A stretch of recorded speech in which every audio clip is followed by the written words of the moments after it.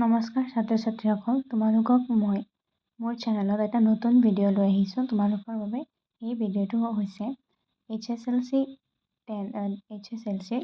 Class 10ৰ যিটো ৰাজনীতি বিজ্ঞানৰ পাৰ্ট আছে তাৰে 2 নম্বৰ চেপ্টাৰটো। সেইটো হৈছে আন্তৰ্জাতিক সংস্থা, ৰাষ্ট্ৰসংঘ আৰু অন্যান্য। এই চেপ্টাৰটো বহুতো ইম্পৰ্টেণ্ট। ইয়াৰ পৰা বহুত শ্বৰ্ট কুৱেশ্যন আহিব পাৰে, তোমালোকে চাব পাৰা। ইয়াত প্ৰথম বিশ্বযুদ্ধ কেতিয়া হৈছিল? 1914। দ্বিতীয় বিশ্বযুদ্ধ 1939 হৈছিল। আকৌ সেই মৰ্মে 1945 চনত ৰাষ্ট্ৰসংঘৰ গঠন হৈছিল। এয়া বহুতো ভিতৰুৱা কুৱেশ্যন লৈ মই এই ভিডিঅ'টো আৰম্ভ কৰিছোঁ। মই ইয়াত তোমালোকৰ বাবে নোটছসমূহ অতি সহজভাৱে লৈ আহিছোঁ। যদি তোমালোকে মোৰ ভিডিঅ'টো চাই ভাল পোৱা আৰু যদি কিবা অন্যান্য নোটছ লাগে তেন্তে মোৰ চেনেলটো ছাবস্ক্ৰাইব কৰি দিবা, লগতে লাইক, শ্বেয়াৰ, কমেণ্ট কৰিবলৈ নাপাহৰিবা। আহাচোন মই প্ৰথমে শ্বৰ্ট কুৱেশ্যন দি ভিডিঅ'টো ষ্টাৰ্ট কৰোঁ, তাৰপিছত চেপ্টাৰটো বুজাই দিম। ইয়াত প্ৰথম কুৱেশ্যনটো হৈছে প্ৰথম বিশ্বযুদ্ধ কিমান চনত হৈছিল? এইটো আমি নিশ্চয় জানো, 1914 চনত। দ্বিতীয়তে আছে জাতিসংঘ কিয় গঠন কৰা হৈছিল? এইটো বিশ্বত শান্তি স্থাপন আৰু যুদ্ধক চিৰদিনৰ বাবে বিদায় দিয়াৰ অৰ্থে জাতিসংঘ গঠন কৰা হয়। দ্বিতীয় বিশ্বযুদ্ধ কিমান চনত হৈছিল?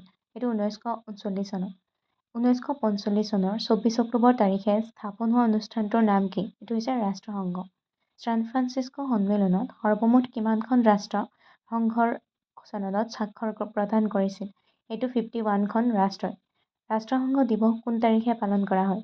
এইটো আহি থাকে, এইটো 24 অক্টোবৰ তাৰিখে। বৰ্তমান ৰাষ্ট্ৰসংঘত কিমানখন ৰাষ্ট্ৰ জড়িত হৈ আছে? 193। ৰাষ্ট্ৰসংঘৰ চনদত মুঠতে কিমানটা অনুচ্ছেদ আছে? 111টা অনুচ্ছেদ আছে। এইটো মনত ৰাখিবা। ৰাষ্ট্ৰসংঘৰ উদ্দেশ্যসমূহ উল্লেখ কৰা। ইয়াত তোমালোকে চাব পাৰা ৰাষ্ট্ৰসংঘৰ উদ্দেশ্য আন্তঃৰাষ্ট্ৰীয় শান্তি আৰু নিৰাপত্তা বজাই ৰখা, সমান অধিকাৰ আৰু আত্মনিয়ন্ত্ৰণৰ ভিত্তিত দেশসমূহৰ মাজত বন্ধুত্বপূৰ্ণ সম্পৰ্ক স্থাপন কৰা, আন্তঃৰাষ্ট্ৰীয় সহযোগিতাৰ ভিত্তিত অৰ্থনৈতিক, সামাজিক আৰু সাংস্কৃতিক সমস্যা সমাধানৰ কৰাৰ প্ৰত্যেকজন ব্যক্তিয়ে যাতে মানৱ অধিকাৰ আৰু মৌলিক অধিকাৰ উপভোগ কৰিব পাৰে তাৰ ব্যৱস্থা কৰা। উল্লেখিত উদ্দেশ্যসমূহ সাধনৰ বাবে বিভিন্ন দেশৰ মাজৰ সম্বন্ধ প্ৰতিষ্ঠাৰ কেন্দ্ৰ হিচাপে কাৰ্য সম্পাদন কৰা। ৰাষ্ট্ৰসংঘৰ নীতিসমূহ কি কি? এয়া বেংক কুৱেশ্যন পেপাৰ আৰু যিবোৰ পৰীক্ষাত আহি থকা প্ৰিভিয়াছ ইয়াৰৰ কুৱেশ্যন মই সকলোখিনি তোমালোকৰ বাবে লৈ আহিছোঁ। গতিকে তোমালোকে ভিডিঅ' ষ্টপ কৰি তোমালোকে এইখিনি লিখি ল'বা। এইখিনি লিখি ল'লে তোমালোকৰ বহু সুবিধা হ'ব, কাৰণ এই কুৱেশ্যন পৰীক্ষাত আহি থাকে। আহাচোন ৰাষ্ট্ৰসংঘৰ নীতিসমূহ চাওঁ। সকলো সদস্য ৰাষ্ট্ৰৰ সমান সাৰ্বভৌম নীতিৰ ভিত্তিত ৰাষ্ট্ৰসংঘ প্ৰতিষ্ঠা হ'ব। ৰাষ্ট্ৰসংঘৰ চনদত উল্লেখ কৰা নিয়মাৱলী মানি লৈ সকলো সদস্য ৰাষ্ট্ৰই নিজৰ দায়িত্ব পালন কৰিব লাগিব। আন্তঃৰাষ্ট্ৰীয় শান্তি, নিৰাপত্তা আৰু ন্যায়ত কোনো আঘাত নোহোৱাকৈ সকলো সদস্য ৰাষ্ট্ৰই সকলো ধৰণৰ বিবাদ শান্তিপূৰ্ণভাৱে মীমাংসা কৰিব লাগিব। আন্তৰ্জাতিক সম্পৰ্ক ৰক্ষা কৰাৰ স্বাৰ্থত কোনো সদস্য ৰাষ্ট্ৰই শক্তি প্ৰয়োগ কৰিব নোৱাৰিব। চনদত উল্লেখ কৰা মতে ৰাষ্ট্ৰসংঘই কোনো ব্যৱস্থা গ্ৰহণ কৰিলে সদস্য ৰাষ্ট্ৰসমূহে ৰাষ্ট্ৰসংঘৰ সহায় কৰিব লাগিব আৰু ৰাষ্ট্ৰসংঘই শাস্তিমূলক ব্যৱস্থা গ্ৰহণ কৰা ৰাষ্ট্ৰক সহায় কৰিব নোৱাৰিব। ৰাষ্ট্ৰসংঘই সদস্য ৰাষ্ট্ৰসমূহৰ আভ্যন্তৰীণ বিষয়ত হস্তক্ষেপ নকৰিব। ইয়াত চোৱা ৰাষ্ট্ৰসংঘৰ অংগ, এইটো তোমালোকৰ ক্লাছ 12তো লাগে। সেয়েহে তোমালোকে ভালকৈ মনত ৰাখিবা, এইটো আহিয়ে থাকে। ৰাষ্ট্ৰসংঘৰ প্ৰধান অংগ হৈছে 6টা, তাৰে হৈছে সাধাৰণ সভা, নিৰাপত্তা পৰিষদ, অৰ্থনৈতিক আৰু সামাজিক পৰিষদ, ন্যায়ৰক্ষী পৰিষদ, আন্তৰ্জাতিক ন্যায়ালয় আৰু শাস্তি পৰিষদ আৰু সচিবালয়।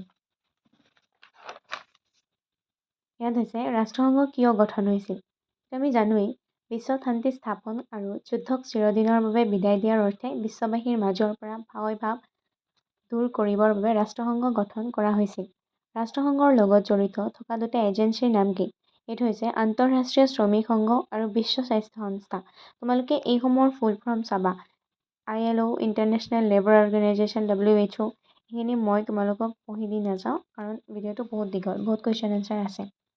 ইয়াত আছে 15 নম্বৰটো, ৰাষ্ট্ৰসংঘ গঠন হোৱাৰ সময়ত নিৰাপত্তা পৰিষদৰ স্থায়ী সদস্য আৰু অস্থায়ী সদস্য কিমান আছিল?